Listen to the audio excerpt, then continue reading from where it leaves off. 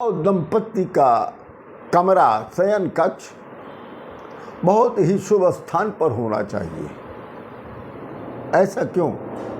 ऐसा इसलिए, यदि वास्तु के अनुसार नव दंपति का अगर शयन कक्ष बेडरूम बनाया गया है तो ऐसे दंपतियों के संतान बड़ी शीघ्रता से और श्रेष्ठ संतान उत्पन्न होती हैं और ऐसे नव दंपतियों के में आपस में प्रेम बना रहता है, कभी भी मतभेद तक नहीं होता। आज इसी विषय पर हम आप सबसे चर्चा करने के लिए उपस्थित हुए हैं।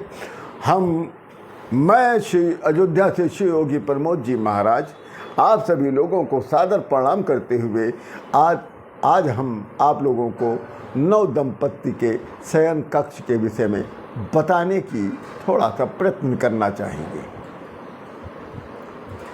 नव दंपति का जो शयन कक्ष होता है उसकी आंतरिक सजावट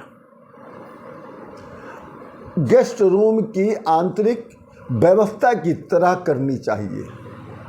जैसे आप लोग अपने ड्राइंग रूम को अंदर से खूब सजाते हैं, सामानों की व्यवस्था करते हैं, ऐसे नए शादीशुदा दंपति का बेडरूम भी सजाना और संवारना चाहिए।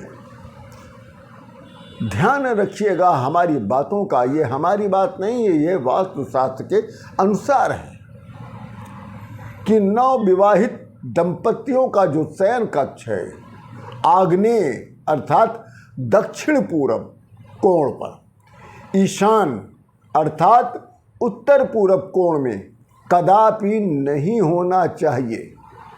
इस बात को आप इस पॉइंट को नोट कर लीजिए कि जो नए शादी जिनका नया विवाह हुआ है, साल 2 साल, या जिन ऐसे भी जो शादी हो गया 2, 4, 5 साल उनको संतान नहीं हो रही है, आपस में पट नहीं रहा है, तो उनके लिए भी आप ध्यान दीजिएगा कि उनके लिए शयन कक्ष दक्षिण पूरब अर्थात आग्नेय कोण, उत्तर पूरब अर्थात ईशान कोण में कदापि न बनवाइए। अगर है तो बदल दीजिए। अग्निकोण में शयन कक्ष होने से आपसी संबंधों में तनाव बना रहता है, दोनों एक दूसरे में तनातनी रहती है कि कब एक दूसरे को झपट्टा मार के पराजित कर दे। और अग्निकोण में शयन करने वाले दंपतियों में परस्पर आपस ज़्यादा विवाद बना रहता है। इस चीज़ को बहुत ध्यान दीजिएगा, क्योंकि मैं चाहता हूँ कि हमारे सुनने वाले, हमको जानने वाले लोग खुशहाल जीवन जिएं, सुखी रहें, संपन्न रहें। ईशान कोण जो होता है वो ईश्वर की उपासना के लिए, पूजा पाठ के लिए श्रेष्ठ माना जाता है। सफ़ेद क्रीम या पिंक रंग का प्रयोग इन कक्षों में करना उत्तम बताया गया है। कमरे में ताज़े फूल रखें, इस कक्ष में फल आदि भी रखें। विशेषकर बेडरूम में, हम जो नव दंपति का बेडरूम है उसकी बात कर रहे हैं, इनके कमरों में फल फूल जरूर रखें और फल में अनार जरूर रखिएगा, क्योंकि अनार जो है प्रजनन का प्रतीक माना गया है। और इनके कमरे में कभी भी दर्पण न लगाइएगा, शीशा। यदि इस कमरे में ड्रेसिंग टेबल है या ऐसा कोई अलमीरा है जिसमें शीशा लगा है तो उसका ऐसा करिए कि वो या तो हटा दीजिए, और नहीं हटा सकते हैं तो उस पर सोते समय उस पर कोई ना कोई एक कपड़ा जरूर डाल दिए, जिससे इन लोगों का आपस में उसमें चेहरा ना दिखाई दे, प्रतिबिंब ना दिखाई पड़े। यदि ऐसा हो तो शीशे को वहाँ से हटा दीजिए, ज़्यादा अच्छा होगा। और यदि इनके कक्ष में टॉयलेट है, और यदि नव दंपति के कमरे में टॉयलेट है तो आप लोग सचेत रहिएगा कि उस टॉयलेट का प्रयोग करने के बाद उसका दरवाज़ा ज़रूर बंद रखिएगा। ये नहीं कि हमने टॉयलेट यूज किया और दरवाज़ा सिटकनी नहीं लगाई, ओपन है, उसको सिटकनी ज़रूर लगाइएगा। अब सोने का दिशा बता दें हम आपको। पति और पत्नी, जो पत्नी है वो पति की बाईं तरफ ही लेटेगी। पलंग, जो नौ दंपत्ति का जो बेड होगा, पलंग होगा, वो जो उस कमरे का जो मुख्य दरवाज़ा होगा वो ठीक उसके सामने मत रखिएगा।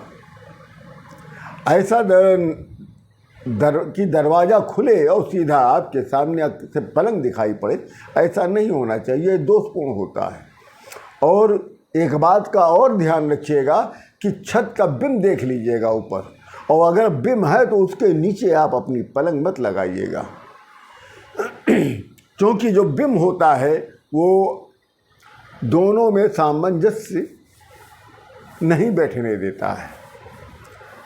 अगर फॉल सीलिंग से वो बिम छिप गया है तो वो दोष रहित हो जाता है, तो कोई बात नहीं। जिन युवा यंग कपल्स को गर्भधारण करने की कठिनाई आ रही है, तो उनके लिए मैं विशेष बात बताने जा रहा हूं कि उनका बिस्तर बिम के नीचे एकदम कदापि ना हो, और अलमारी, टेबल अथवा कमरे का कोई नुकीला कोना बिस्तर की ओर नहीं होना चाहिए, क्योंकि वो भेदन की क्रिया करने लगता है। ये अपने आप में एक तांत्रिक स्वरूप में आ जाता है। कोई ऐसा नुकीला चीज़ ना हो, चाहे अलमारी का हो, चाहे टेबल का हो, चाहे चेयर का, कोई भी ऐसा वस्तु हो, ऐसा नुकीला वस्तु जो आपके बेड पर डायरेक्ट सीधे दिखाई ना पड़ रही, तो वो एक तांत्रिक क्रिया के अंतर्गत वो स्वरूप को धारण कर लेता है, वो भेदन करने लगता, गर्भ का भेदन कर देता। वो संतान इच्छुक कपल्स के लिए मेरा सुझाव है कि वो अपना सर उत्तर की तरफ, पैर दक्षिण की तरफ करके न सोएं। जिनको संतान की आवश्यकता है, नहीं हो रही है, नई नई शादी हुई है, वो उत्तर की तरफ सर करके और दक्षिण की तरफ पैर करके कदापि ना सोएं।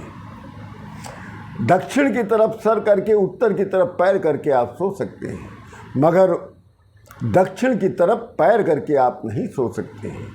दक्षिण दिशा में सिर करके और उत्तर में पैर करके सोने से परिणाम आपको अच्छे प्राप्त होंगे।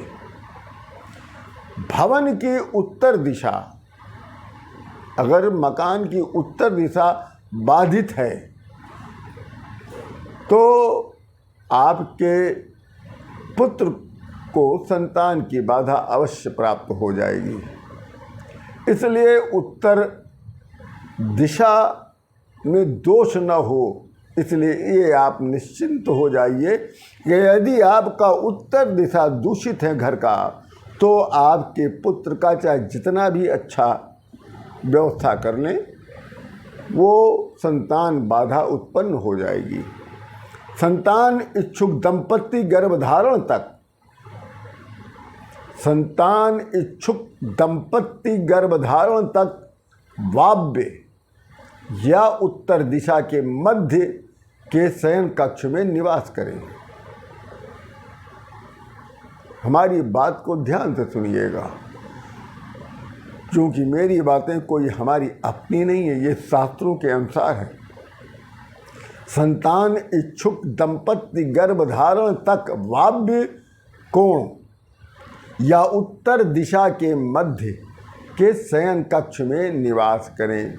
गर्भधारण के पश्चात उन्हें दक्षिण दिशा के शयन कक्ष में स्थानांतरण कर दें। प्रसव काल तक गर्भ की सुरक्षा की दृष्टि से दक्षिण दिशा या नैऋत्य कोण का शयन कक्ष अधिक सुरक्षित बताया गया है। जिन दंपत्ति में वैवाहिक मतभेद हो उन्हें चाहिए कि वे अपने डबल बेड पर एक ही गद्दा बिछाएं। कि बहुत से लोग क्या है कि डबल बेड होता है तो उसमें गद्दे 2 कर देते हैं और चद्दर भी 2 हो जाता है। तो आप पहले चेंज करिए कि आप गद्दा हटा के डबल बेड का एक सिंगल गद्दा रखिए, उस पर एक चादर बिछाइए।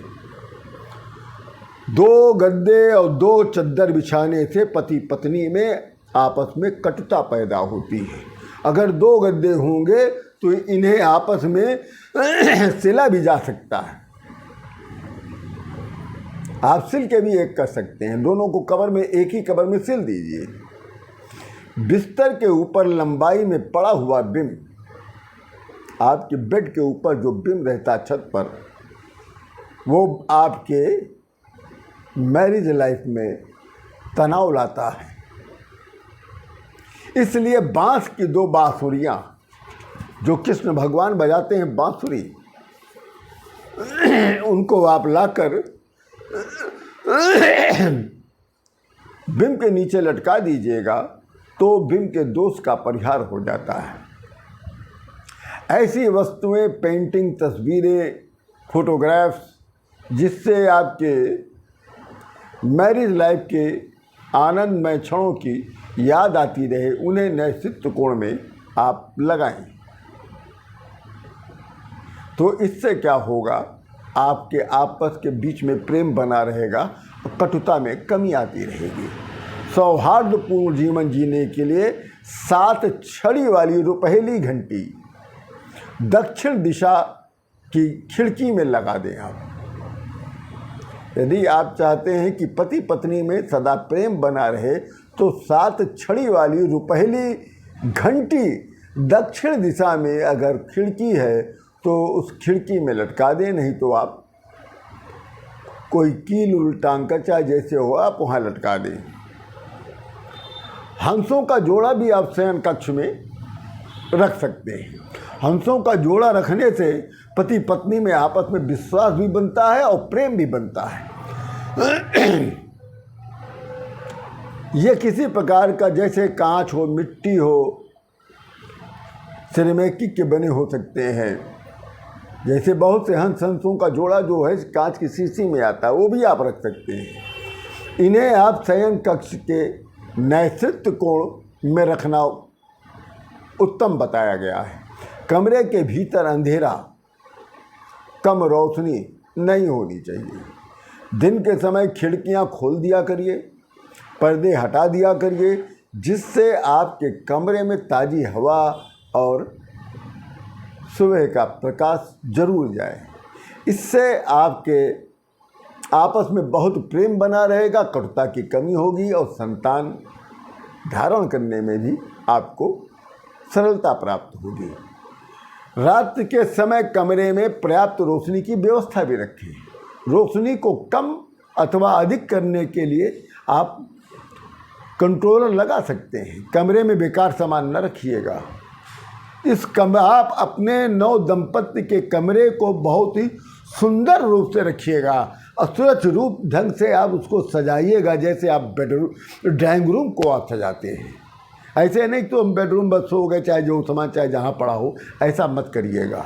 इसको बहुत ही सुंदर तरीके से रखिएगा, डेकोरेट करके रखिएगा। नैतिक कोण क्षेत्र शक्ति का प्रतीक बताया गया और साथ में ही प्यार, भाग्य, रोमांस और पारिवारिक खुशियों के बारे में भी बताया गया है। पवन घंटियों को क्रिस्टल के साथ नैतिक कोण में लटकाने से आपस में प्यार बनता है और विश्वास बढ़ता है। अतः इस कक्ष में आप